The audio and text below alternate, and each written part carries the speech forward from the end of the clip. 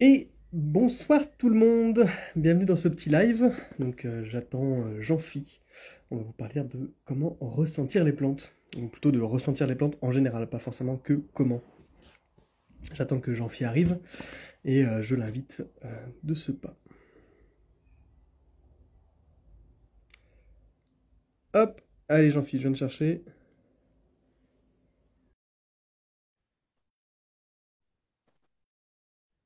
Est-ce que ça a marché? Salut, Salut, salut! ça va? Ça va mon Vas-y, Jean-Phi? Ouais, ça va, ça va. Ouais. Bon, on est parti pour du freestyle alors? Ouais, c'est ça, en roue libre. Ouais. J'espère que t'as de la matière sous le coude, mais en principe ça devrait aller, hein. Bon, en fait, justement, l'idée, c'est de pas en avoir. L'idée, c'est de pas en avoir et de voir où ça nous mène. Si ça se Alors, trouve, n'hésitez pas les gens qui regardent là, à nous poser des questions aussi, hein, ça peut donner de l'eau à nos moulins. Et puis on va mhm. se lancer, quoi. Ouais, ouais, ouais. Donc, en Alors, fait, le thème, ouais, vas-y, redis le thème. bah, le thème, en fait, c'est un truc qui nous est venu quand on a discuté un petit peu au téléphone, c'était Voilà, c'est ça. ressentir les plantes. Mhm, Je l'ai un peu introduit là avant que tu arrives sur mhm, le canal. Je dis qu'on allait parler de comment ressentir les plantes. Évidemment, on mhm, va parler de comment ressentir les plantes, mais pas que. On va mhm. parler de ressentir les plantes dans l'absolu, en fait, Oui. pas seulement du comment. Mhm.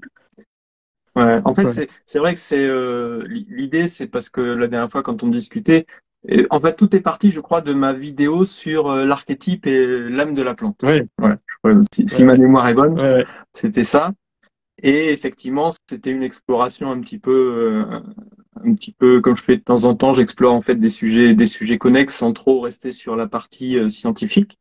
Ceci dit, je trouve que c'est intéressant quand on combine la science et la tradition, c'est-à-dire essayer de voir en fait comment tout peut se rejoindre, des fois dans des choses un petit peu inattendues en fait, si on s'interdit rien.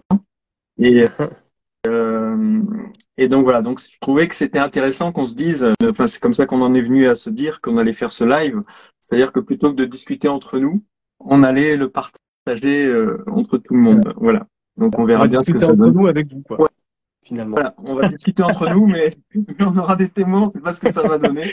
Mais voilà, alors je sais pas, peut-être que, alors je sais pas si tous les gens qui sont connectés nous connaissent tous les deux. Donc je sais pas si on fait une petite présentation, si tu veux parler de ton actualité, moi de la mienne, enfin bref, tout ce qui va bien en attendant que les gens se connectent. Mhm. Parce que Oui, comme je suis oui, complètement. donc invité sur ton réseau, je sais pas si les gens me connaissent.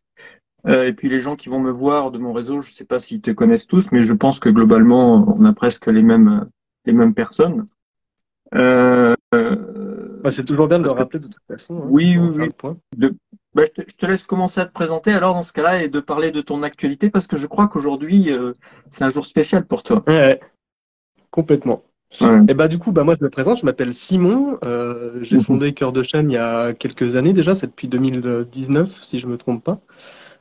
Et puis moi en fait, le gros de mon parcours c'est ça, c'est l'âme des plantes. C'est pour ça que ta vidéo m'avait vraiment vraiment beaucoup plu, parce que j'ai commencé par une approche très sensible des plantes, pour pas dire entre guillemets ésotérique. Euh, Et donc, du coup, quand j'ai vu ta vidéo là sur l'âme des plantes, j'ai été vraiment ravi parce qu'en fait, il y a vraiment une approche qui me plaît beaucoup, c'est d'apporter de la rigueur dans les espaces entre guillemets ésotériques. Je mets vraiment des grosses guillemets parce que c'est vraiment une notion moi qui me plaît beaucoup, mais en même temps que je trouve malheureusement très souvent malmenée, pas forcément très très justement rigoureuse quoi. Alors qu'en fait, la magie entre guillemets, c'est de la rigueur aussi, quoi. Donc, tout ce parcours-là, moi, m'a amené à m'intéresser aux plantes et puis à me former à l'école des plantes de Lyon. Et aujourd'hui, j'essaye de vraiment marier ces deux espaces-là, comme on va le faire ce soir finalement, marier la rigueur de la rationalité et puis la beauté de la poésie et de l'imaginaire, quoi. Et imaginaire, pour moi, c'est pas péjoratif, quoi. C'est vraiment l'imaginaire, c'est la puissance de l'inconscient. Et aujourd'hui, je lance une formation. C'est la première pour moi Et donc c'est aujourd'hui qu'elle ouvre ses portes. Et c'est une petite formation sur les plantes maîtresses, les plantes sacrées. Plantes maîtresses, plantes sacrées. Donc on va ensemble parcourir ces concepts-là, donc de plantes maîtresses. Et c'est un concept qui vient d'Amazonie. C'est là que j'ai commencé à faire entre guillemets mes classes avec les plantes. Et la proposition, c'est ça, c'est d'aller explorer ces concepts pour se les approprier et pouvoir les répéter chez nous pour pouvoir réveiller nos plantes maîtresses et nos plantes sacrées à nous. Voilà pour mon actualité. D'accord. Ben, moi, je vais me présenter pour les gens qui me connaissent pas. Donc, je suis Jean-Philippe Claudel. Donc, je suis praticien et formateur en phytoaromathérapie scientifique.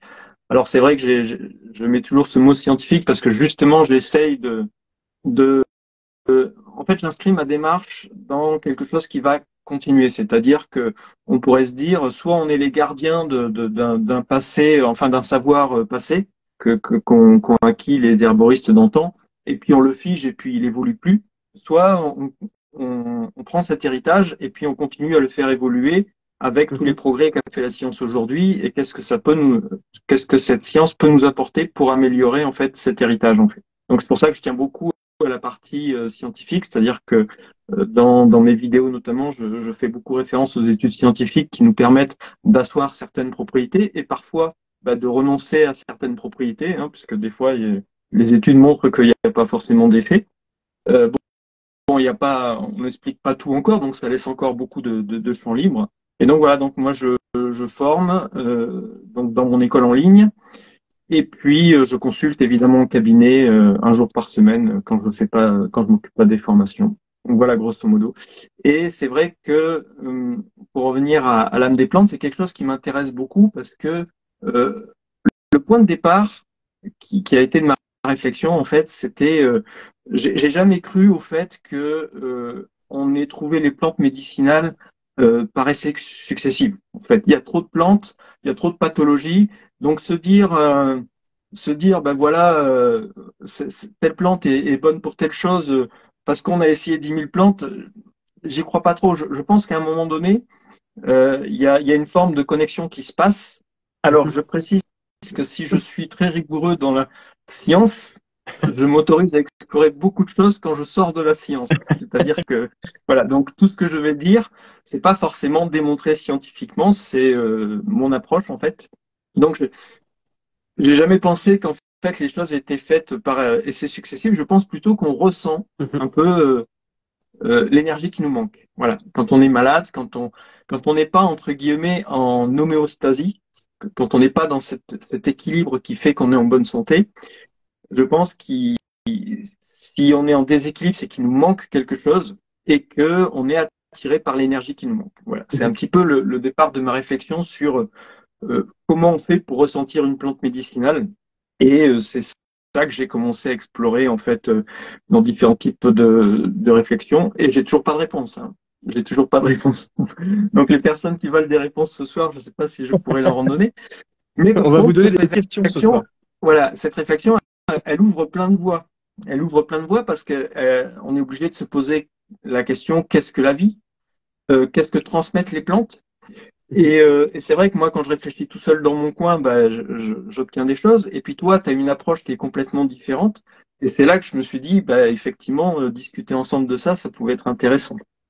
Donc, moi, le premier niveau de réflexion que j'ai eu, très fortement influencé par la médecine tibétaine, je l'avoue, où on manipule en fait les cinq éléments, où chaque entité vivante finalement a été composée de ces cinq éléments, c'est chacun des éléments représentant une forme d'énergie. Et je me suis dit, voilà, quand il nous manque un type d'énergie, on va vers cette énergie. Voilà. Et c'est peut-être un peu ce qu'on voit chez les animaux qui sont capables parfois de se soigner tout seuls en allant déterrer une racine qu'on leur a jamais montrée en fait.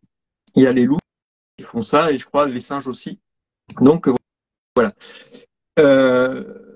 Donc ça, c'était un premier élément de réflexion. Après, il y a eu la partie plus scientifique, c'est-à-dire que une plante, c'est pas un organisme isolé. Il passe son temps à émettre des molécules, et ces molécules, on les reçoit.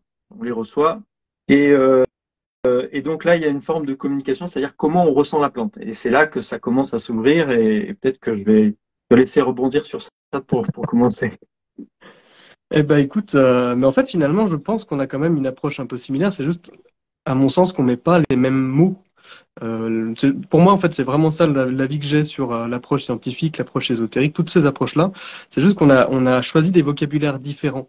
Quand tu parles d'énergie, des cinq éléments qu'on retrouve en médecine chinoise, euh, finalement, bon déjà, effectivement, dans certaines approches, on va retrouver aussi les éléments et donc la recherche de compenser un manque par rapport à un élément chez nous avec un élément à l'extérieur. Mais moi, je vais aussi explorer quelque chose un peu plus entre guillemets personnel que j'ai construit de manière personnelle à travers mon expérience de la médecine traditionnelle amazonienne, qui a été grandement métissée. Donc qui est pas, je suis pas, comment dire, descendant d'une tradition, et j'ai pas cherché l'affiliation à une tradition. Donc du coup, j'ai pris plein de choses, je les ai métissées, etc. Et souvent, je vais rechercher aussi des choses des sensations, des émotions.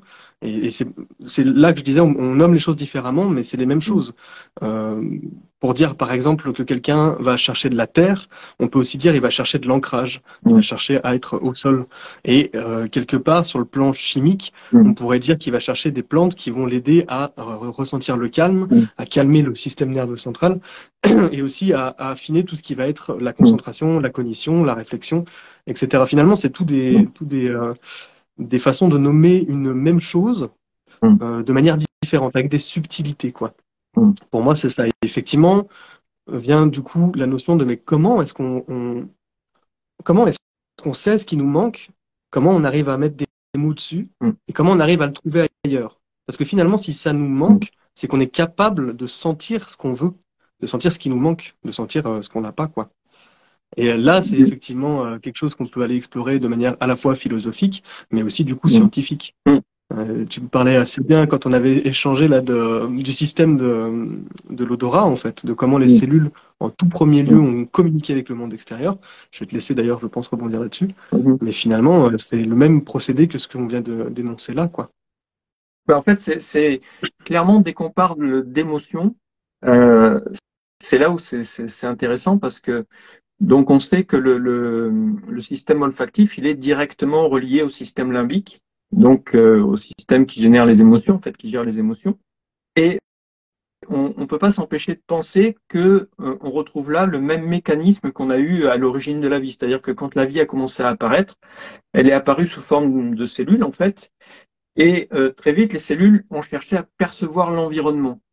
Et la seule façon qu'elles ont eu de percevoir l'environnement, c'est de mettre des capteurs entre guillemets sur leur membrane cellulaire et de capter en fait des molécules qui arrivaient sur ces récepteurs en fait. Ça c'était le premier type de perception de son environnement.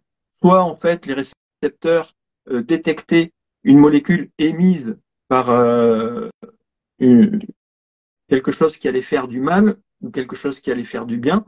Et donc, ça induit un comportement différent de la cellule. Soit elle va chercher à s'en protéger, soit elle va chercher au contraire à, comment dirais-je, à s'en nourrir. Et donc, ce mécanisme, on le retrouve dans le mécanisme de l'olfaction, c'est-à-dire que ce sont des molécules qui arrivent sur des neurones olfactifs qui vont ensuite directement induire une émotion pour savoir finalement ce qu'on en fait de cette odeur. Et donc là, il y a un truc qui est intéressant, c'est-à-dire que on sait que quand on se promène en forêt, on baigne dans plein de molécules, l'alpha-pinène, tout ça, enfin plein de monoterpènes que les plantes dégagent. Et c'est pour ça qu'on dit que se balader en forêt, c'est quelque chose, ça a vraiment un effet anti-stress parce que ça agit vraiment sur notre cerveau au travers de toutes ces molécules qu'on va percevoir. Donc, finalement, ces molécules, pour les nommer autrement, c'est des odeurs, hein, si jamais. Voilà, ce sont ce sont des odeurs, enfin, elles sont pas forcément toutes Ouais. odorantes. Enfin, si on les capte, si on les interprète, c'est qu'elles sont odorantes. Mais bien qu'on a des études qui montrent que même quand on ne sent plus, il y a certaines molécules dites odorantes qui ont quand même de l'effet. Mais c'est plus parce qu'elles arrivent à pénétrer dans la circulation sanguine parce que la partie du nez est très richement vascularisée. Mais sinon, oui, c'est vrai qu'il y a un effet particulier. Mais là où finalement ça fait un truc bizarre, c'est que on trouve d'autres études où on fait travailler des gens dans un bureau, bah, comme je suis ici, il n'y a pas beaucoup de verdure ici, à part mon petit lierre qui est derrière. Euh, et si tu leur mets une photo devant de ville, eh ben, ils n'auront pas le même effet que s'ils ont une photo de forêt. Et là, pour le coup, il n'y a pas d'émission. Il n'y a pas d'émission. Donc, c'est vraiment juste visuel. Donc, c'est la perception, en fait, de la nature qui va engendrer le mieux-être. Alors, par quel mécanisme, ça, j'en sais rien. Mais on voit bien qu'on a une relation privilégiée avec les plantes qui fait que voilà, on va les sentir, on va quelque part, on va les sentir. Sur quoi je pourrais euh, non, je te laisse réagir à ça, et puis je continuerai après. Oui, alors il y a quelqu'un qui vient de dire là dans le chat, il n'y a pas que les molécules qui captent. Non, en fait, il y a plein de choses. C'est pas que sur le plan moléculaire qu'on va capter. Je suis assez d'accord. Et notamment, donc tu prends l'exemple là de la nature qu'on va nous afficher. Avoir une photo de nature en face de nous, ça reste une photo. C'est vrai qu'en soi, il n'y a pas de transmission depuis cette photo de quoi que ce soit de naturel, à part l'image. Mais j'ai envie d'aller même plus loin. C'est pas qu'une question d'image, parce que l'image va créer quelque chose, c'est vrai, mais même sans la voir, quelque part, je pense qu'il y a quelque chose chez nous qui va être en mesure de la sentir. Et c'est là qu'on va rentrer dans les aspects un peu non explicables, mais j'ai la sensation que du coup, il y a comme une part de nous qui capte des choses comme les odeurs qui ne sont pas interprétées, et que quelque part, on a une information qui nous arrive.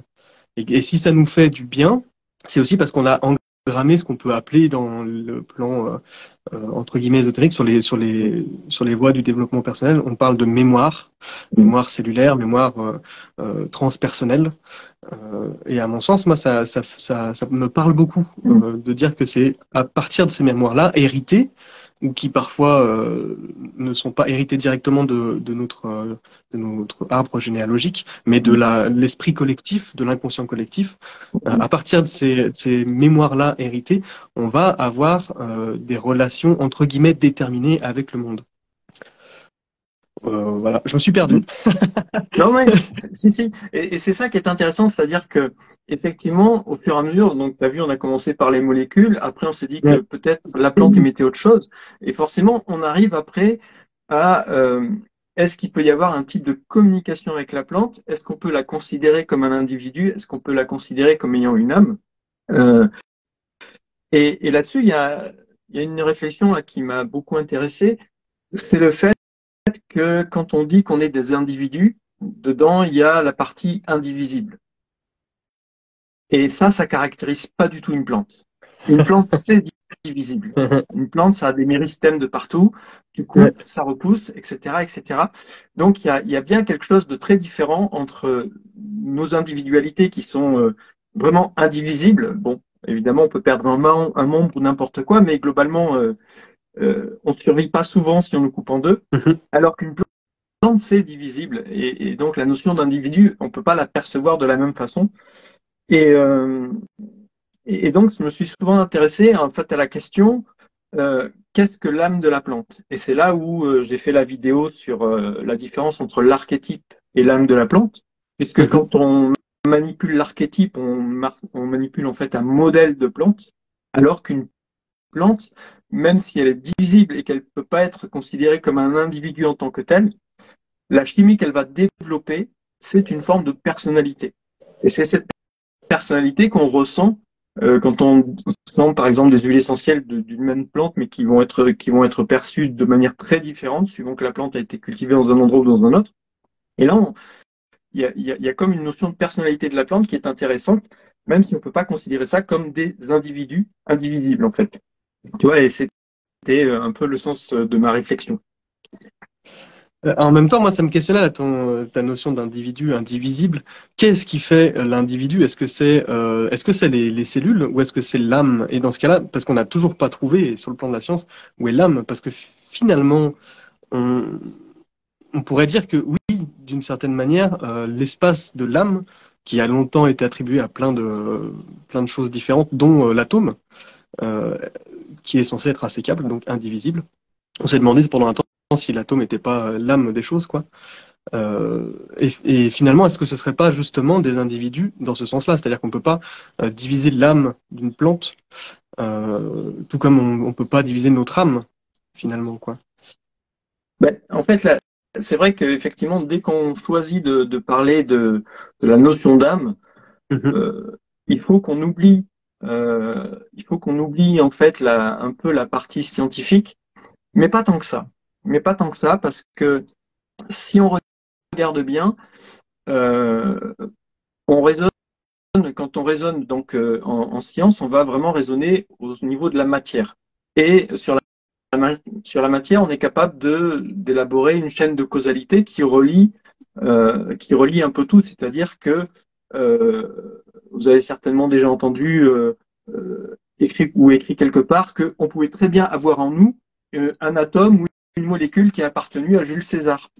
C'est-à-dire que la matière, voilà, Jules César, quand il s'est décomposé, ben, voilà, il contient du carbone. Ce carbone a pu être pris par une plante, qui a été mangé ensuite par un autre, etc., etc. Le même atome de carbone a pu passer du corps de Jules César jusqu'au nôtre par ce biais de transformation successive de la matière. Donc, on a une forme de causalité qui relie la matière, et il n'y a rien qui empêche de penser qu'on peut avoir une chaîne de causalité qui se passe au niveau de la conscience. Mais là, on n'est plus dans la science. Mhm. C'est-à-dire que, pour l'instant, on peut Oui. faire que la supposition. Ouais, On ouais. peut faire que la supposition qu'il y a ce champ de conscience comme il y a le champ de la matière. Ce champ de la conscience relie toute la partie de la conscience et le champ de la matière relie toute la partie de la matière. Et lorsqu'il y a la vie, en fait, il y a un peu une sorte d'interconnexion entre ces deux mondes qui interagissent, on ne sait pas comment. Je rappelle pour les personnes qui prennent en route qu'on laisse un peu la science de côté, c'est-à-dire que tout ce qu'on fait là, on explore, hein, on n'est pas du tout dans le. Il faut pas prendre les choses comme étant vraiment de la vérité. Hein. Et, euh, et donc voilà, donc en fait, dans une plante, on peut aussi imaginer qu'il y a cette forme de connexion un peu générale que les chamans disent tout est relié, tu sais, Mhm. et qu'en fait une plante est reliée à son environnement, mais on peut voir ce lien aussi dans le fait que la plante, la chimie de la plante, est le résultat de son environnement. C'est-à-dire que sa chimie, c'est la façon dont elle s'est adaptée à l'environnement dans lequel elle a poussé, en fait. Donc tu vois, il y a une forme de lien très fort entre l'environnement et la plante. Donc oui, c'est relié. Mais comment c'est relié et jusqu'à quel niveau c'est relié? Par exemple, il m'est arrivé de lire dans certains livres que quand on prenait une huile essentielle, l'huile essentielle était encore reliée à la plante. Bon, là, j'ai un peu de mal avec ça, par exemple. J'ai un peu de mal avec ça parce que c'est pas. En fait, on n'arrive pas à construire un truc cohérent avec ça. Oui. Hormis que Et ça qu'est-ce fait. qu'on entend surtout par elle est encore reliée à la plante? Voilà. Parce qu'en soi, enfin moi ce que j'entends derrière ça, par exemple, ça pourrait être la notion de l'huile essentielle va porter une information que la plante avait Oui. sur le plan entre guillemets sensible. Mm. Et ça oui, j'entends quoi. Il y a aussi quelque chose qui m'a beaucoup interpellé quand j'apprenais les plantes, où on me disait mais l'huile essentielle c'est la quintessence de la plante. Et moi je suis absolument pas d'accord avec ça parce que c'est Non. qu'une Mm. partie de cette Voilà. plante quoi. C'est ça. Ça, c'est vraiment un truc. J'en ai parlé plusieurs fois dans plusieurs vidéos, dans plusieurs articles, etc., etc. Une huile essentielle, ce n'est qu'une partie du Mhm. totem de la plante. Ça ne Mhm. représente que les molécules les plus volatiles. C'est tout. On a vraiment, on n'a pas l'essence de la plante. On n'a vraiment qu'une partie. Mais par contre, cette partie, elle est intéressante parce qu'elle est vraiment. Ce sont des molécules légères et ce sont les premières molécules que la plante fabrique après la photosynthèse. C'est-à-dire que globalement, on a la photosynthèse. Après, on a quelques petites transformations chimiques que je ne vais pas détailler ici. On a du glucose et puis après, on va fabriquer en fait deux molécules que je ne vais pas encore détailler, mais qu'on appelle l'IPP et le DMAPP, qui sont vraiment les briques de base à partir duquel on va construire les monoterpènes. Les monoterpènes, puis les sesquiterpènes, diterpènes, et puis les oxydes, les esters, etc., etc. Mais en fait, grosso modo, jusqu'à des molécules qui ont, on va dire, une vingtaine d'atomes, on considère que ce sont des molécules légères qui peuvent se retrouver dans une huile essentielle. Et, Mhm. et ces premières molécules, comme elles sont relativement simples, parce que quand on prend une molécule de mucilage, c'est extrêmement compliqué, une molécule de mucilage par exemple. Ces molécules très simples ont la faculté de faire réagir beaucoup de choses, c'est-à-dire qu'elles vont rentrer dans des voies métaboliques différentes. Et donc forcément, quand nous, on les met dans notre organisme, dans notre métabolisme, ben en fait, ce sont des molécules qui vont forcer des réactions parce que justement, elles sont légères et elles vont déclencher comme un petit peu un effet domino. Une cellule va ressentir cette molécule et va peut-être déclencher une voie métabolique en fait. Tu vois. Alors moi, du coup, si je peux me permettre de rebondir d'un coup comme ça, là, en fait, quand je t'écoute parler, il y a vraiment cette notion de tout ça, c'est de l'information. Et ensuite se crée de la communication.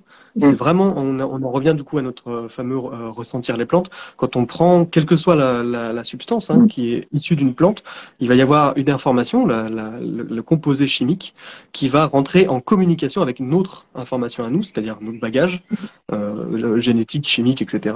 Et il va y avoir une communication. Et pour moi, ressentir, il y a de ça, il y a la notion de ressentir, de se relier, avoir une relation avec la plante, pour le coup, une partie de la plante, puisqu'on parle là de l'huile essentielle. Et chaque huile essentielle a d'ailleurs, à mon sens, quand pour rebondir encore sur le truc que tu disais, là, la personne que tu avais lu, le livre que tu avais lu qui disait oui, la plante est encore reliée à son essence, ou l'essence, l'huile essentielle est encore reliée à la plante. Quelque part, il y a une partie de l'information de la plante qui a produit cette huile essentielle dans l'huile essentielle. Une huile essentielle qui a été extrêmement, une plante qui a été extrêmement stressée va produire plus de principes actifs pour se défendre, et l'huile essentielle va s'en ressentir. Et on va avoir cette information-là quelque part, même sur des plans qui nous dépassent à la fois chimiques, parce que ça sera très certainement quelque chose de corsé. Et je pense aussi sur le plan un peu plus émotionnel. Si on a cherché à stresser la plante avec des procédés violents, très certainement que quelque part en nous, on va recevoir entre guillemets cette information-là. Encore une fois, comme tu disais, il n'y a rien de scientifique là-dedans, c'est une supposition. Après, ce qui est certain, c'est qu'on a le fameux triptyque matière, énergie, information. C'est vrai que lorsqu'une molécule rentre dans notre métabolisme, en fait, on a vraiment ce triptyque, c'est-à-dire qu'on a l'entrée de la matière qui est représentée par la molécule, on a de l'énergie parce que la matière, c'est de l'énergie, E égale mc2, les deux sont bien reliés. En fait, on a tendance toujours à regarder cette équation sous la forme E égale mc2. Mais en fait, il y a une manière plus subtile de le regarder, c'est plutôt M égale E sur C2. Et là, ça dit quoi? C'est-à-dire que la masse se définit par rapport à l'énergie qu'elle contient. Voilà. Et là, tu vois, on sent quelque chose de différent, c'est-à-dire que comme la masse se définit à partir de l'énergie qu'elle contient, forcément, amener de la matière, c'est amener de l'énergie. Donc, là, il n'y a pas d'ambiguïté. C'est pour ça que quand on dit matière, information, énergie, on a de toute façon matière, énergie. Après l'information, ça, c'est compliqué.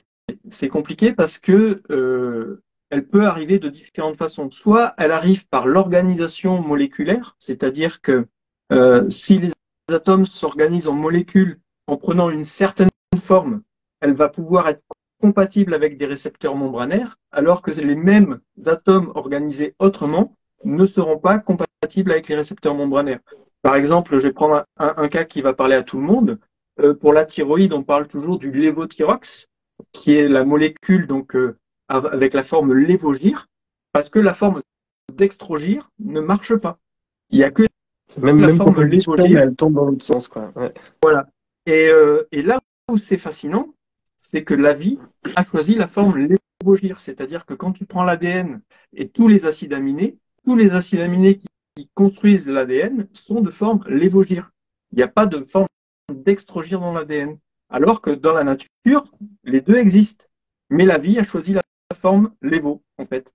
Et ça, c'est fascinant. Donc, on voit que on peut apporter de l'information soit par la structure moléculaire, soit par la charge, c'est-à-dire que finalement, l'atome ou la molécule se retrouve chargée d'énergie et donc elle va pouvoir la transmettre. Soit après, bon, on peut rentrer dans d'autres considérations. Si on descend plus bas en parlant du spin, des électrons ou n'importe quoi, ou des niveaux d'énergie, mais bon, là, c'est peut-être aller trop loin. Mais en tous les cas, ce qui est sûr, c'est qu'on a bien ce triptyque entre matière, information et énergie. C'est-à-dire qu'on ne peut pas dissocier ces trois, ce triptyque, en fait, quand on ressent une plante, quand on prend une molécule en nous, en fait, on a forcément ces trois trucs. Et si par exemple on prend une huile essentielle anti-infectieuse, on peut la prendre par exemple pour surtout avoir la matière qui va agir sur la bactérie, par exemple. C'est-à-dire qu'elle ne va pas forcément déclencher quelque chose en nous, elle va directement s'attaquer aux pathogènes. Par contre, on va chercher d'autres molécules qui, elles, quand on va les recevoir, vont tout de suite déclencher un mécanisme métabolique dans notre organisme. Et là, c'est plus de l'information qu'on va venir amener plutôt que de la matière. C'est-à-dire que quand on veut chercher des choses anti-infectieuses pour attaquer les bactéries, on a besoin de quelque chose d'os dépendant, alors que quand on veut déclencher un processus, eh ben, c'est l'effet domino, ça peut être juste un petit truc qui initie la réaction, et après ça part tout seul en fait. Et les plantes ont cette capacité à avoir des molécules qui peuvent nous donner soit de la matière, soit de l'information. Ouais. Alors là, en principe, on a perdu la grande partie des gens qui, comme moi, ont du mal avec la chimie depuis le début. Mais alors, par contre, ça m'intéresse, c'est le fameux triptyque matière, information et, excuse-moi, le troisième, je l'ai Énergie. perdu. Et énergie, voilà, merci. Parce que finalement, c'est quelque chose qu'on retrouve aussi quand on n'a pas cette approche scientifique, à travers quelle est l'énergie d'une plante. On va chercher cette information-là, et c'est en la recevant qu'on va la trouver, l'information en question. Qu'on va l'expérimenter. C'est le principe de la diète finalement. Quand on va chercher à prendre une plante, on va recevoir son énergie à travers cette préparation, et ensuite va s'installer l'information, quoi. On a encore ce triptyque-là qui est très présent. Et ouais, finalement, moi qui ai du mal avec toutes ces notions poussées en chimie, c'est des choses que justement j'ai eu besoin de nommer autrement, et que j'ai fini par nommer autrement, sans avoir non plus abandonné l'idée d'un jour peut-être comprendre aussi bien que toi tous ces mécanismes-là, parce que ça me parle à fond. Notamment tout ce que tu as fini par ne pas vouloir aborder, la notion d'électron, la notion de... Pour moi, il y a quelque chose là-dedans, il y a électron, neutron, c'est quelque chose de magnétique, finalement. On retrouve cette appellation-là aussi dans le spirituel, le magnétisme, l'énergie magnétique, etc., même si c'est considéré comme pas exactement les mêmes choses. C'est même Mais, pas du tout la même chose, en fait, justement, parce que... Mais ce qui est intéressant dans la matière, quand on creuse vraiment la matière, et moi, la magie, je la mets beaucoup à ce niveau-là, c'est comment on passe de l'énergie à la matière, tu vois. Et ça, c'est fascinant, parce que quand on réfléchit là-dessus, en fait, bon, évidemment, aujourd'hui, on n'a toujours pas de réponse. On sait effectivement dire, on peut parler de nucléosynthèse, on sait enfin, quels sont les premiers éléments qui vont apparaître, comme les quarks, etc., qui vont ensuite faire des protons, des neutrons. Et puis il y a les électrons, il y a les bosons, tout ça. On connaît tout ça, mais ce qu'on ne sait pas dire, c'est comment, à un moment donné, l'énergie finit par se condenser en matière. Voilà. Et ça, je trouve ça fascinant, parce que si on revient quelques minutes en arrière, quand je parlais du champ de la conscience et du champ de la matière, c'est un peu ce parallèle-là que je fais, en fait. C'est-à-dire que quand l'énergie passe sous forme de matière, il y a une forme de condensation. Qu'est-ce qui fait cette condensation? Et ça, c'est quelque chose que je ne sais pas expliquer, mais par contre, il y a un autre parallèle que je fais, c'est si la notion de pas de début, pas de fin, globalement, on n'est pas à l'aise avec ça. On n'est pas à l'aise avec ça, sauf sur un truc. En physique, on sait qu'on ne sait pas produire d'énergie. Et comme ça, l'énergie de l'univers est là, il a toujours été là, et on ne sait pas produire de l'énergie, on ne sait que transformer l'énergie d'une forme à une autre. Et donc, il n'y a pas de début à l'énergie, et il n'y a pas de fin à l'énergie. Elle ne fait que se transformer d'une forme à une autre. Et quand on regarde en fait les enseignements bouddhistes, pour ne pas les nommer, sur la conscience, on parle exactement de la même façon. il n'y a pas de début à la conscience et il n'y a pas de fin à la conscience, il n'y a que des transformations successives en fait. Et c'est assez marrant en fait de lire ces deux quand je lis des choses sur la conscience vues par les bouddhistes et quand je lis la nucléosynthèse au niveau de la matière, en fait, on voit il y a des parallèles qui peuvent être faits et c'est assez intéressant. C'est assez intéressant parce que ça ouvre des pistes de réflexion. Alors, j'ai toujours pas de réponse, hein.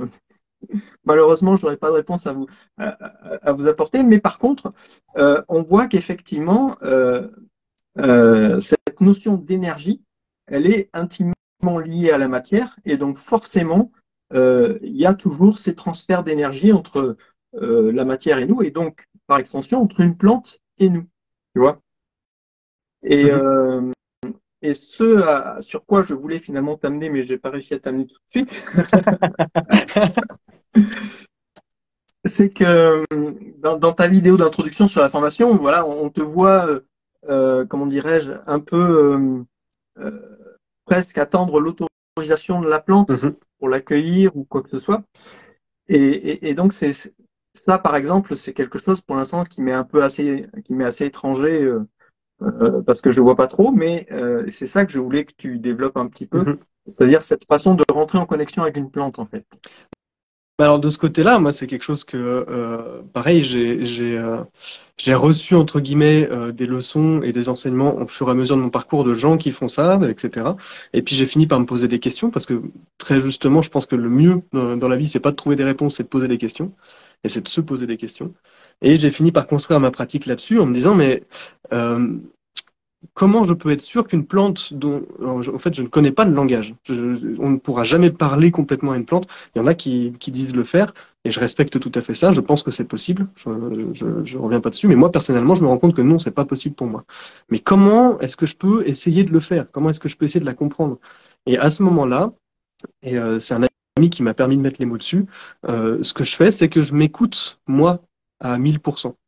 Et en fonction de ça, et du fait que je suis en présence d'une plante, que mon intention c'est d'aller vers cette plante-là, que mon intention c'est de l'accueillir, à ce moment-là, je sens comment ça réagit chez moi, parce que je pense profondément que la plante elle-même me ressent.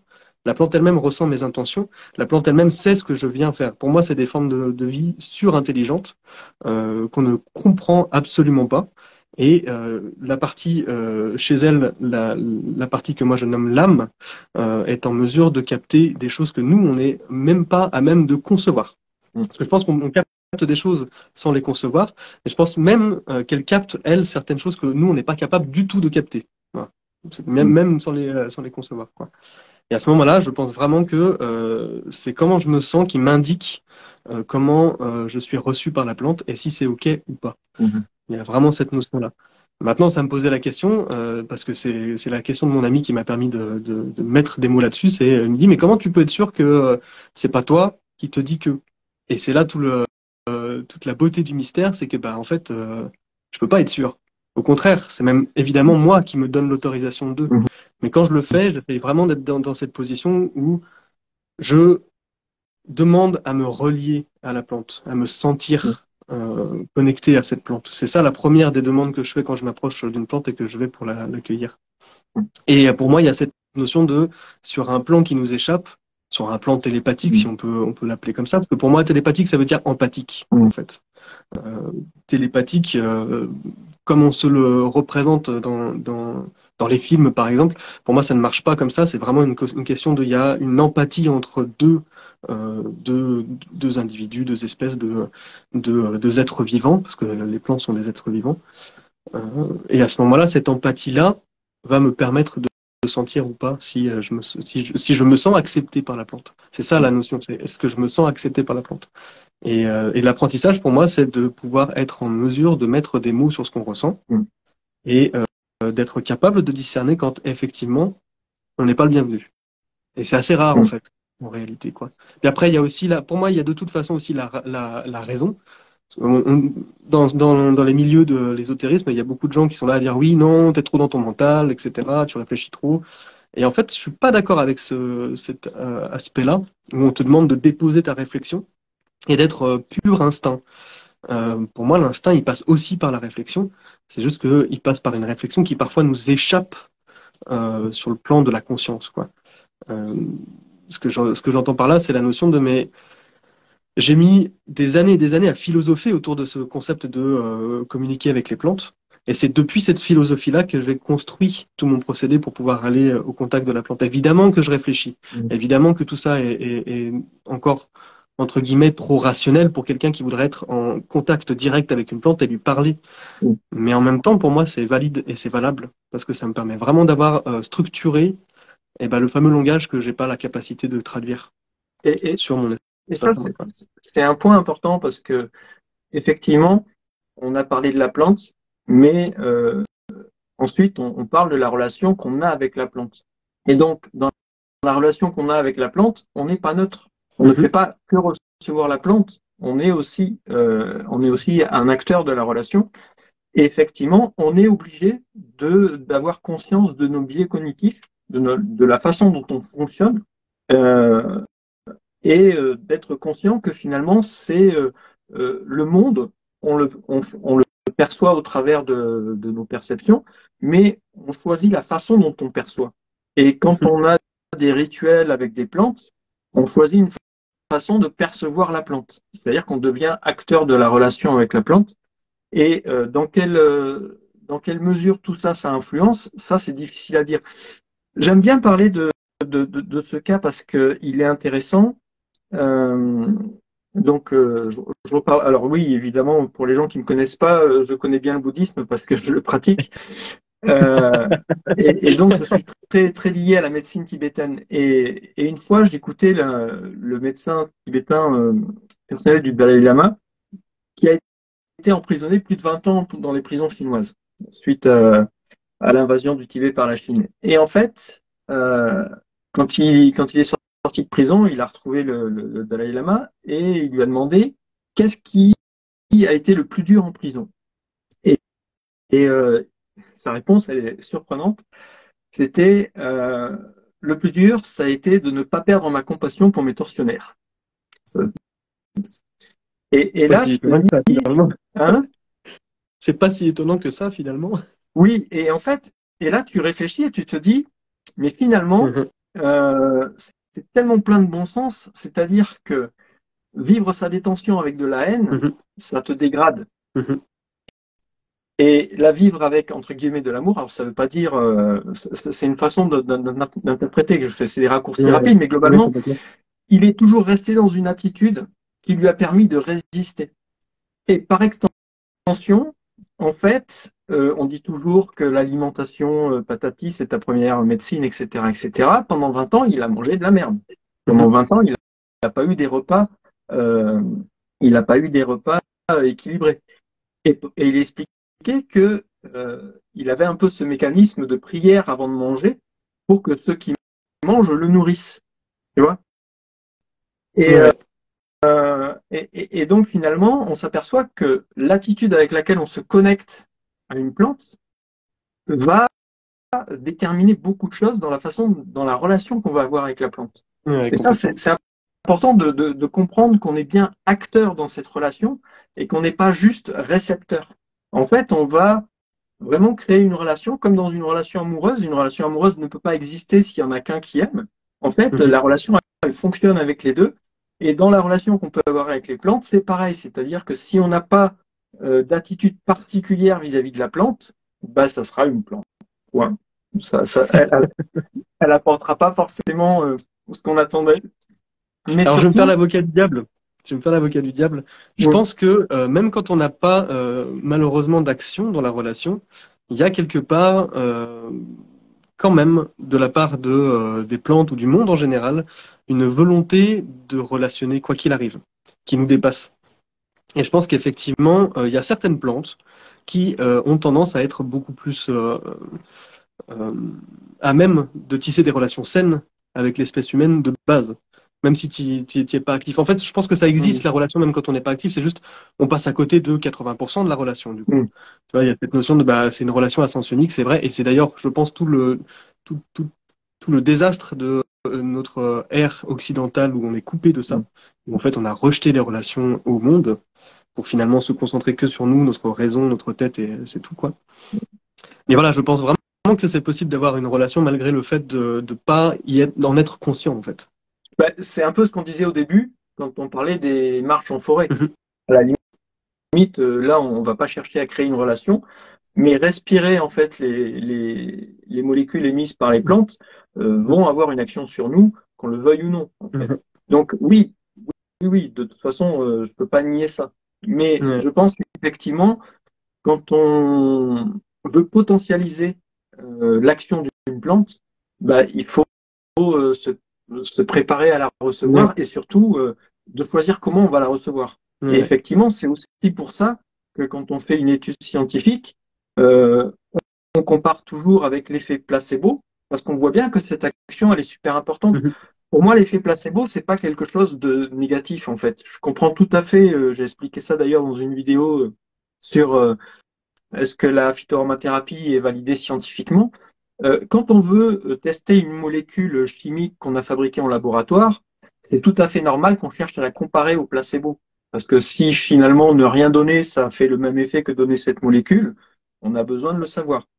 Mais on a aussi besoin de savoir si le simple fait de donner a fait déjà du bien, parce que finalement, on s'aperçoit que dans beaucoup de pathologies, simplement le fait d'apporter de l'attention, ça suffit à apporter une amélioration.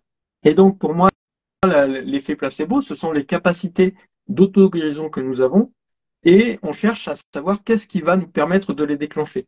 Mhm. Donc, peu importe si par exemple, si une personne un jour me dit que ben voilà, quand elle a un rhume, elle fait 3 tours à gauche, elle se tolère une fois et puis elle fait 3 tours à droite et ça passe. Si c'est son moyen pour déclencher ces mécanismes d'auto-guérison, je n'ai pas à lui dire que c'est pas scientifique. Parce que en fait, si ça fonctionne pour elle, et ben en fait, elle a trouvé le moyen d'activer ses moyens d'auto-guérison en fait. Et donc, Mhm. on peut pas renoncer à ça.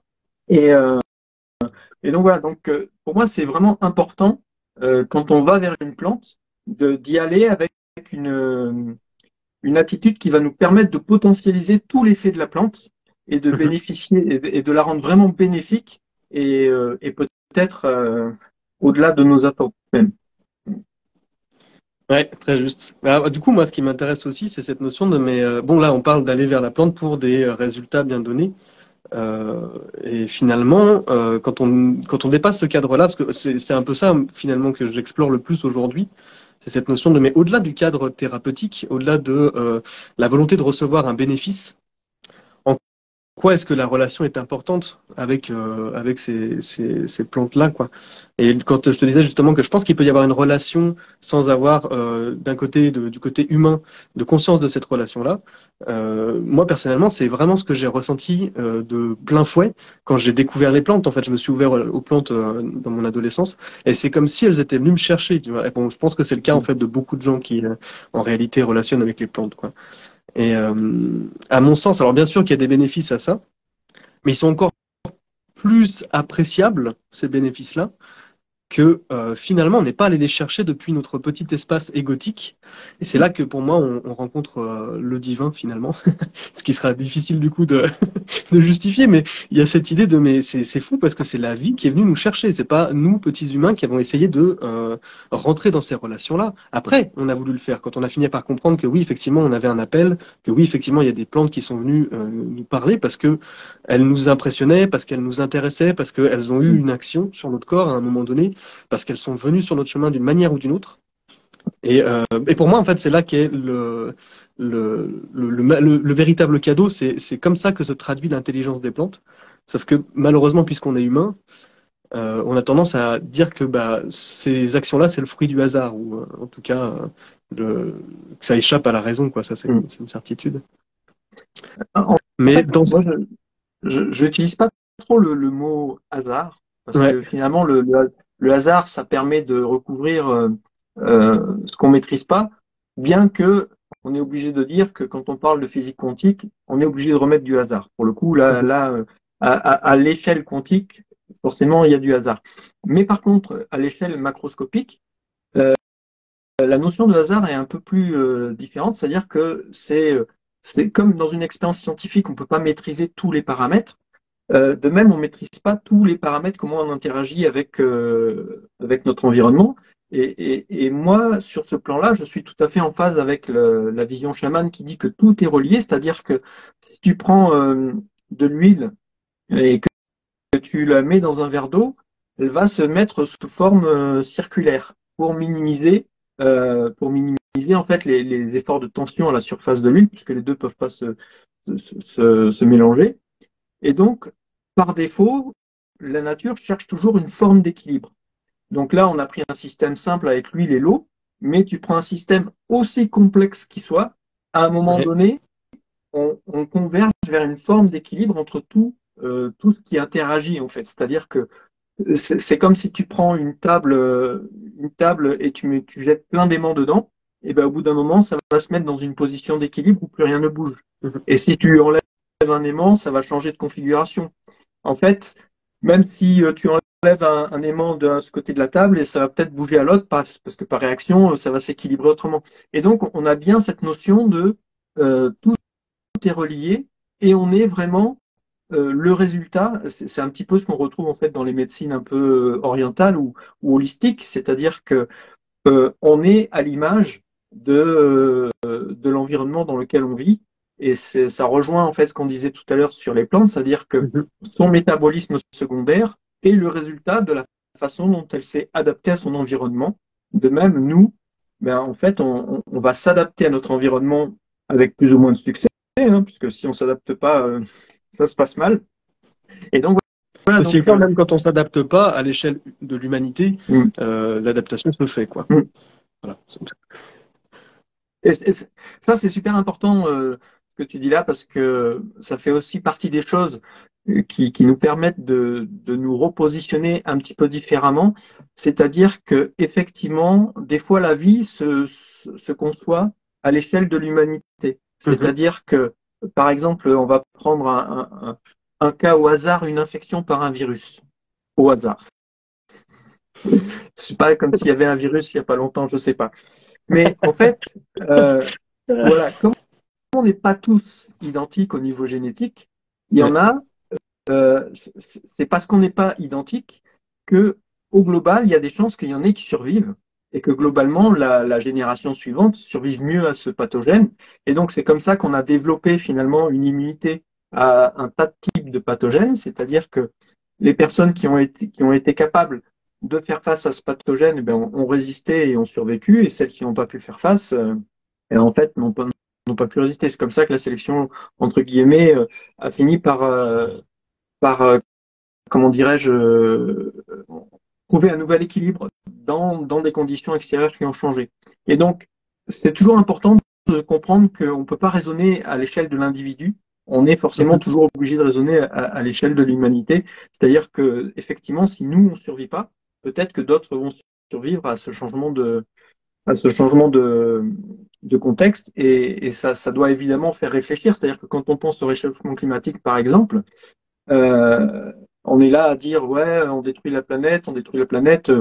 La planète, je pense qu'elle s'en fout entre guillemets. Euh, attention à ce que je dis. Ouais. C'est-à-dire Faut pas que que ça sorte de son contexte, ça. voilà, c'est-à-dire que il y aura un autre équilibre qui va se créer, mais Ouais, on n'en fera peut-être pas partie. c'est Et ça. peut-être que beaucoup d'espèces vivantes n'en feront plus partie. Mhm. Parce qu'on Ouais, aura finalement, complètement c'est la. déstabilisé le système, mais Ouais. la planète en soi, elle aura un nouvel équilibre. Point. Ouais, Voilà. la vie en soi, oui, effectivement, c'est la mise en abîme supérieure, c'est-à-dire en tant Mm, qu'humanité, si on ne mhm, survit pas, de toute façon, quelque chose d'autre va mm, survivre, va s'adapter à mm, cette disparition. Bon, est-ce que c'est souhaitable ou pas, on n'en sait rien. Mais effectivement, ouais, mm, ouais, moi, c'est la mise en abîme que je me fais souvent, en fait, dans tous mes mm, processus, quoi. mm. Ouais. Et donc voilà, donc c'est vraiment cette notion d'interaction, on est toujours en interaction avec notre environnement, et cet environnement peut être très large. Et donc forcément, oui, pour revenir alors forcément pour les gens qui nous suivent, des fois on se perd un peu, mais en fait ça revient à ce qu'on disait tout à l'heure, c'est-à-dire que cette forme de communication qu'on a avec les plantes, Mhm. c'est une forme d'interaction d'un Ouais. système global qui cherche son point d'équilibre. Mm. Voilà. La communication se faisant sur tellement de plans, Mm, en fait, que c'est compliqué de tous mm, les concevoir. C'est ça la beauté de la chose, en fait. C'est ce truc de, mais avec les sciences, on a commencé à comprendre les communications qui se font dans le micro. Et à mon sens, ce que j'appellerais du coup le macro, c'est tous les plans où on a des connexions entre guillemets d'âme, d'esprit, d'archétype, toutes ces choses que la science n'a, à mon sens, pas encore expliquées. Est-ce qu'elle l'expliquera un jour? On n'en sait rien, parce que peut-être que ça relève pas non plus de la raison, ça relève peut-être pas du protocole scientifique non plus. Ceci étant, moi, ce que j'aime beaucoup à remarquer, c'est que les points de rencontre entre le spirituel et la science, c'est la psyché, l'esprit. C'est les substances qui travaillent sur la psyché, donc les psychédéliques. Et quand on regarde les systèmes des peuples premiers, qu'est-ce qui leur apporte la connaissance? C'est les psychédéliques. Et qu'est-ce qui nous apporte la connaissance du métaphysique, de ce qui dépasse le simple corps ou la chimie matérielle pure et dure? C'est justement aussi le travail des psychédéliques sur le corps, sur l'action chimique de ces psychédéliques sur le corps. Ça, c'est un truc qui vraiment me passionne, quoi. En fait, ce qui est intéressant, c'est de voir que la science, en fait, n'est pas un frein à la spiritualité ou à avoir une vision plus mystique, en fait, du vivant. J'aime bien prendre l'exemple des alchimistes. Les alchimistes, on ne va pas douter qu'ils soient mystiques, en fait. Et par contre, ils vont se nourrir de science. C'est-à-dire qu'ils vont vraiment chercher à comprendre la matière pour opérer leur transmutation de la matière, mais ils veulent la comprendre vraiment dans ses fondements. Et aujourd'hui, un alchimiste moderne, il est aux anges compte tenu de toute la connaissance qu'on a sur la matière qu'ils n'avaient pas avant, tu vois. Et, euh, et donc, il n'y a pas d'opposition entre science et tradition. Pour moi, on doit vraiment, il faut absolument pas cloisonner le savoir. Il faut vraiment avoir garder à l'esprit qu'il y a la démarche scientifique qui est importante et il faut vraiment la pratiquer quand on pratique le genre de métier qu'on a, ce qui n'empêche pas d'explorer des voies en ayant conscience qu'on sort de la démarche scientifique, mais c'est pas un problème quand on sait qu'on sort de la démarche scientifique et qu'on n'affirme pas que notre démarche est scientifique. Il n'y a pas de problème à ça, c'est-à-dire qu'on a le droit d'explorer toutes les voies qu'on veut et on ne sait pas vers quoi ça va, mais c'est ça qui est intéressant. C'est-à-dire que pour moi, la connaissance se nourrit de la connaissance. C'est-à-dire que plus on apprend de choses par la science, plus on est capable de voir des choses dans le mystique. Comme je disais dans une de mes vidéos, en fait, la symbolique, c'est la couche qu'on met entre notre base de connaissances et la vérité qu'on souhaite atteindre, en fait. Et que, comme entre les deux, bah, il nous manque de la connaissance, on va créer de la symbolique qui va nous permettre d'interagir avec ça, c'est-à-dire de pouvoir manipuler. Et je prends souvent l'exemple de l'atome. Avant, on le représentait comme un système solaire. Bon, maintenant, on sait que c'est pas du tout ça. Mais grâce à cette représentation, grâce à cette symbolique, on a pu aller vers progresser la sur l'atome. vérité. Ouais, complètement. C'est pas un problème d'utiliser la symbolique. Ça fait référence aussi à Paracel, c'est l'approche des signatures ou des choses comme ça, quoi. Voilà. Vraiment l'idée de faire contre, des hypothèses pour pouvoir aller vers c'est ça. une autre. Bien que sur la théorie des signatures, j'aurais beaucoup à dire parce que je suis vraiment pas fan du tout de la théorie des signatures. Moi, je l'ai adapté. Alors, après, effectivement, il y a vraiment cette notion de, on peut pas la tenir pour exacte. C'est un beau système poétique et philosophique. Oui. Mais effectivement, aujourd'hui, elle peut pas être appliquée telle quelle. Et il faut vraiment la contextualiser pour pouvoir s'en servir, quoi. Pour moi, c'est vraiment un moyen mnémotechnique. C'est un moyen mnémotechnique parce qu'à l'époque, quand on n'avait pas en fait toute la capacité qu'on a à rédiger des textes ou à faire des notes, on utilisait des moyens mnémotechniques. Parce que sincèrement, ok, quand on prend la théorie des signatures, et je vais pas trop divaguer là-dessus parce que ça peut partir loin. Souvent, on prend l'exemple de la noix et du cerveau. Ok, ça fonctionne parce que effectivement, on sait que les acides gras saturés, tout ça, bon, ça fait du bien au cerveau. Mais sincèrement, la carotte, dire que si tu la coupes, c'est bon pour les yeux parce que ça a la forme d'un œil. Mais ok, mais si tu la coupes pas, moi, ça me fait pas penser à l'œil en fait. Et ça n'a strictement aucun effet. tu vois, donc en fait, à un moment donné, s'il faut couper la carotte pour y voir un symbole, alors que finalement, dans la noix, on la regarde telle quelle, tu vois. il y a quelque chose qui va pas. Mais par contre, ce qui est intéressant, c'est que grâce à, grâce à tous ces moyens mnémotechniques, on est Ouais. capable de mémoriser. Et ça, c'est important parce que si on s'aperçoit tout ce qu'on a fait pour mémoriser, pour apprendre à mémoriser, ben en fait, on s'est trouvé plein d'astuces. En fait, c'est aussi pour ça que dans les tisanes, souvent, on dit qu'on met un nombre impair on met un nombre impair de plantes. Mhm. Il y a des puristes qui te diront qu'ils vont mettre 1, 3, 5, 7, 9 plantes, mais jamais un nombre pair. Ouais. Et si tu creuses un peu, tu vas trouver dans des textes que finalement, c'est des moyens mnémotechniques. Ça permet de ne pas hésiter parce que tu sais plus si c'était 4 ou 5, et ben tu sais que c'est 5. Voilà. Si tu as à peu près l'ordre de grandeur, tu sais que c'est 5. Voilà. Après, poétiquement parlant, moi, c'est un des profs de l'école de Lyon, Gilles, une légende, qui disait justement que 5 c'était par recherche symbolique d'équilibre, d'avoir un Mm. centre et puis des appuis sur les côtés, quoi. C'est aussi, 5, en fait, si tu as vu ma vidéo sur le nombre d'or, 5 c'est le pentagone, et dans le pentagone, tu as le nombre d'or, tu as des triangles d'or, enfin bref, tu ouais. as le nombre d'or en permanence. Donc effectivement, le chiffre 5 il est très connoté symboliquement en fait. Mais tu prends n'importe quelle fleur de type 5, Ouais. tu retrouveras les proportions du nombre d'or sans aucun problème, puisque tu peux l'inscrire dans un pentagone. Mais oui, oui, c'est toute cette symbolique. Et comme je le répète, en fait, c'est pas à jeter, mais Non, c'est pas à non, prendre toujours au premier c'est degré. ça. En fait, c'est Voilà. à quoi ça nous sert. D'ailleurs, du coup, Voilà. ça me fait penser vraiment la Mm, théorie des signatures. Pour moi, c'est un outil pour se poser des questions, mm, pas pour donner des réponses. mm, Et vraiment, on en revient du coup à notre mm, leitmotiv depuis le début de cette soirée. On va pas apporter de réponses, on apporte des questions, mm, quoi. Et c'est ça la force de ces outils-là, c'est qu'ils ont permis à un temps de l'humanité de nous questionner et d'aller chercher les réponses. Ça nous a permis d'aller plus loin dans le questionnement. Ça nous a permis de faire des postulats et il faut pas mm, s'arrêter sur ces postulats-là. C'est, à mon sens, la force des approches poétiques, mystiques, mm, qui échappent du coup à l'intellect. L'intellect est là pour essayer de répondre, et le mm, spirituel, le mystique est là pour poser des questions. mm, Moi, c'est la fameuse question de qui suis-je? Ce qui suis-je, c'est ce qui va nous faire avancer. On va trouver 1000 réponses qui vont évoluer. Et les réponses qu'on va donner, on va les donner depuis l'espace mm, qui va avoir les moyens de piocher des arguments à des moments donnés, mais c'est en mm. mouvement continuel, quoi. Ouais. Ce qui est en permanence, c'est la question, quoi. C'est Ouais. c'est le roman Le Monde de Sophie qui commence par cette question-là. Qui suis-je là? Oula, non, Je crois que c'est ça. Hein.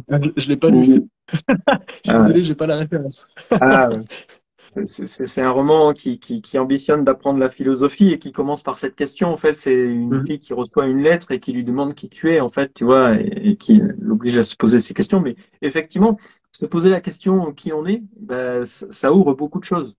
Mhm. Et, et ça peut amener loin parce que on parlait, enfin, c'est par rapport à tout ce qu'on disait tout à l'heure, mais on se rend pas compte à quel point, tout à l'heure, je parlais de la démarche scientifique. C'est une façon de penser. C'est une façon de penser qui contraint excessivement notre perception du monde. Euh, et je dis contraint, c'est vraiment contraindre. C'est-à-dire que euh, l'expérience scientifique, c'est faire une expérience à la troisième personne. C'est-à-dire qu'en tant qu'observateur, Mhm. tu mets les conditions d'une expérience et tu dois la reproduire. C'est-à-dire que tu ne fais pas partie de l'expérience. Voilà. Mhm. Et, Ce qui est d'ailleurs, en et fait, donc, en réalité, pas complètement possible, puisque de toute façon, c'est nous le cadre de l'expérience, quoi. alors qu'en fait, l'expérience subjective, en fait, elle peut, la démarche scientifique est très difficile parce que la perception du monde, elle va dépendre énormément de choses, y Mhm. compris de notre Mhm. langage. C'est-à-dire que notre langue n'est pas anodine dans la façon dont on pense. Et il y a plusieurs linguistes qui ont fait des travaux sur ces thématiques-là, c'est-à-dire que, par exemple, les Russes ne vont pas penser de la même façon que nous dans certaines situations parce qu'ils ont des nuances de mots que nous, on n'a pas. Donc là où nous, on verrait les choses de manière très peut-être binaire sur certaines choses, eux, ils vont avoir une granularité différente. Et un des exemples, c'est ils ont des nuances de bleu qu'on ne peut pas percevoir. C'est-à-dire que pour un Français ou un Européen, je sais pas jusqu'où ça va. Dans tous les cas, ils ont fait avec l'expérience avec un Français. Le Russe arrive à voir des nuances de bleu que le Français ne peut pas voir. Voilà. Alors que nous, on a des nuances de fromage qui peuvent pas. On est bien d'accord. Et ça, c'est intéressant parce que à chaque fois, quand on veut explorer ces trucs-là, on doit essayer de comprendre qu'est-ce qui nous limite dans notre perception, qu'est-ce qui nous biaise dans notre perception. Ça. Et si on prend pas ces précautions à chaque fois, en fait, on se retrouve très vite à rentrer dans quelque chose d'assez rigide qui va contraindre notre réflexion au lieu de l'ouvrir, en fait. Et en science, on a vraiment aujourd'hui un vrai problème avec ça, parce que si on prend la relativité générale d'Einstein, il avait l'intuition de quelque chose. Il avait l'intuition de quelque chose, et donc il l'a cherché. La physique quantique, c'est pareil. Il y avait une intuition derrière, et on a cherché. Aujourd'hui, on essaye de relier en fait toutes la physique quantique et la physique relativiste par la théorie des cordes, mais là, personne n'a de vision. On essaye que de poser des calculs, et il y a beaucoup de physiciens qui le disent eux-mêmes, en fait. La théorie des cordes, ils ne peuvent l'aborder que par le calcul, sans intuition, et c'est ce qui leur pose problème. Parce qu'en fait, ils en viennent à manipuler des particules qui ont plusieurs dimensions, chose que notre cerveau ne sait pas faire. Parce qu'on conçoit le monde en 3 dimensions, 4 avec le temps, mais pas plus en fait. On ne sait pas imaginer quelque chose qui dépasse ces 4 dimensions. Et donc, forcément, notre pensée va se réduire à ce qu'on est capable de percevoir et d'interpréter. Voilà. Et donc, même quand on parle des plantes, je suis en train de me dire que si des gens nous prennent en cours, ils vont se dire à chaque fois. On est vraiment parti en live. On est vraiment parti loin. Ouais, faudra regarder le replay pour refaire le fil, parce que sinon ça va être difficile. Mais ce que je veux dire par là, c'est que même quand on est au niveau des plantes, en fait, on doit toujours faire attention à ça, comprendre que quand on va essayer d'interpréter quelque chose, on va essayer de l'interpréter avec nos limites. Et ces limites, on doit les connaître et on doit chercher à les explorer pour les comprendre. Parce que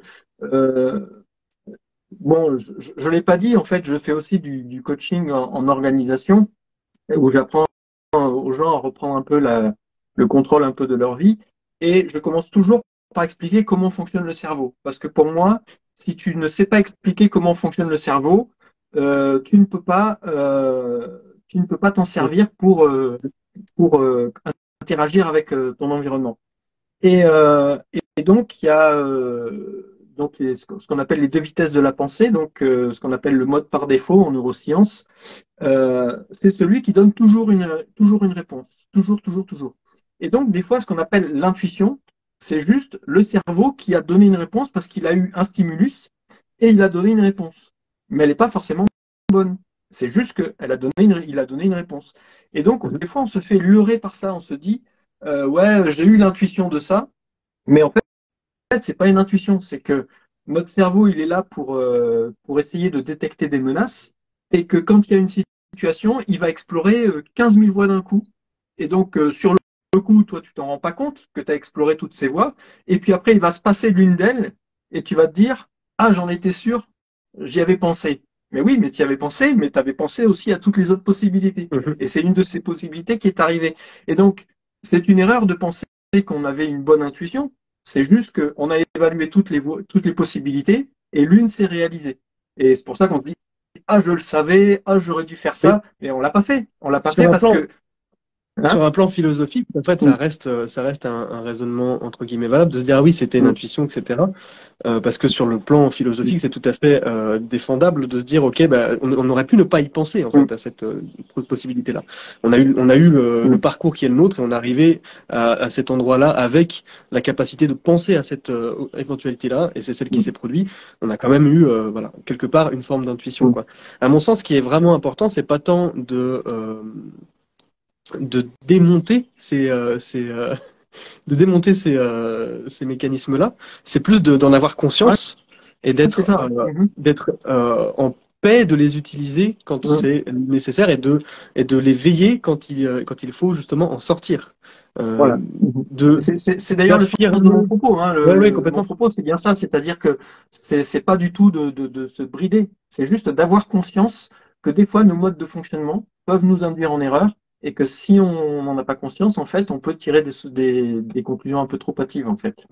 Ouais, complètement, c'est ça. Donc, oui, en fait, en deux mots, du coup, c'est vraiment ça, c'est la notion de la démarche, c'est ne pas tirer de conclusions hâtives, ne jamais, à mon sens, ne jamais statuer, c'est je cultive le doute, ce qui est très confrontant pour pas mal de gens qui m'entourent. Mais c'est vraiment pour moi une dynamique, c'est la dynamique que tu expliques, hein, c'est cette notion de mais même si j'ai une intuition, jamais je ne la tiendrai pour vraie à 1000%, quand bien même elle se passerait sous mes yeux, parce qu'effectivement, c'est s'enfermer que de dire que de d'écarter le doute, quoi. C'est se fermer des portes, c'est fermer des portes de réflexion. Après, il faut pas, il y a effectivement le doute, il peut devenir maladif si tu te mets à douter de tout, tu vois. Je pense que le doute, il est intéressant, mais à un moment donné, on est obligé de s'appuyer sur une base de connaissances qu'on construit petit à petit. Et c'est là où c'est intéressant d'élargir sa base de connaissances parce qu'elle te permet d'éliminer une partie du doute, en fait. Parce que sinon, tu n'avances pas. En fait, si tu restes que dans le doute sur tout, en fait, t'as faim, tu vas te dire, est-ce que j'ai vraiment faim, tu vois. Mais c'est là l'importance, en fait, de se dire, ok, d'accord, il y a un moment donné, il va falloir que je tranche, mais ne pas trancher de manière, justement, voilà, de manière sec, en fait, en disant, je pose ce postulat-là, c'est celui-là que je vais suivre, mais je ne veux pas m'enfermer dedans. Oui, voilà. On est bien d'accord. Voilà. Et puis, ce qui est vrai aujourd'hui le sera pas forcément demain. Demain, on aura envie d'autre chose et puis on va penser autrement. En fait, on s'aperçoit que, je reviens au langage, en fait, plus on acquiert de mots pour penser, et plus notre pensée est complexe, en fait. Donc, forcément, plus on se nourrit de connaissances, plus notre pensée devient complexe et permet d'aborder des choses intéressantes qui mêlent science, tradition, mystique, ésotérisme et tout le reste. Et c'est ça qui est génial, en fait. Je ne sais pas quelle heure il est parce que je sais pas combien de temps j'étais donné, mais on a éclaté le chrono. Hein. On a vraiment. Mais moi, je pourrais y passer encore la soirée. Je dis. Ah mais moi, alors il y a Christophe qui il y a Christophe qui disait oui, il fait semblant d'essayer de comprendre la partie chimie et quantique. Alors non, je fais pas semblant, j'essaye vraiment de comprendre. C'est hyper intéressant. À chaque fois que je me rends compte avec le père Jean-Phi, en fait, j'ai l'intuition de ce que je peux concevoir de ce qu'il dit, quoi. Voilà, je me suis perdu, ça veut plus rien dire ce que je dis. Disons qu'en fait, j'ai l'impression de sentir ce que tu dis, mais que j'ai du mal à vraiment mettre les mots dessus, quoi. C'est assez fou. Moi, en fait, c'est vraiment, et on peut s'en servir. Enfin, on va peut-être pas tarder à conclure, mais c'est vrai que si je devais passer un message, le plus important pour moi, c'est de pas cloisonner la connaissance et de chercher toujours à en acquérir, pas de manière maladive. On est bien d'accord. C'est-à-dire que si on a la curiosité d'aller la chercher, ben on va la chercher en fait.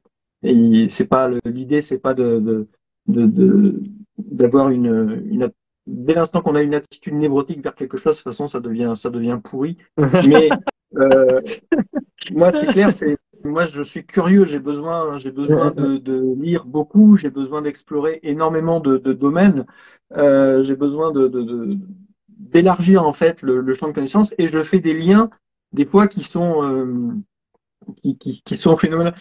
Bon, allez, c'est la petite partie un peu prétentieuse que je vais dire, mais voilà, je suis peut-être herboriste aujourd'hui, mais avant j'étais donc dans l'industrie et j'ai plusieurs brevets d'invention à mon actif. Et je me souviens d'un jour où je présentais un de mes brevets à une collègue comme ça, et puis au bout d'un moment, je l'ai vue, elle se figeait, puis elle me regardait. Et puis j'ai dit quoi, qu'est-ce qu'il y a? Et elle me dit, mais comment tu as pu penser un truc comme ça? Et en fait, la réponse, elle est claire, c'est-à-dire que quand on ne cloisonne pas, notre cerveau passe son temps à faire des liens entre toutes les connaissances que tu as. Et donc, même si tu as l'impression de ne pas les connecter, ton cerveau, lui, va les connecter. Parce que de toute façon, le neurone, c'est comme ça qu'il fonctionne. Il cherche en permanence à faire des relations, des liaisons avec les autres neurones. Et donc, toutes tes idées finissent par se connecter.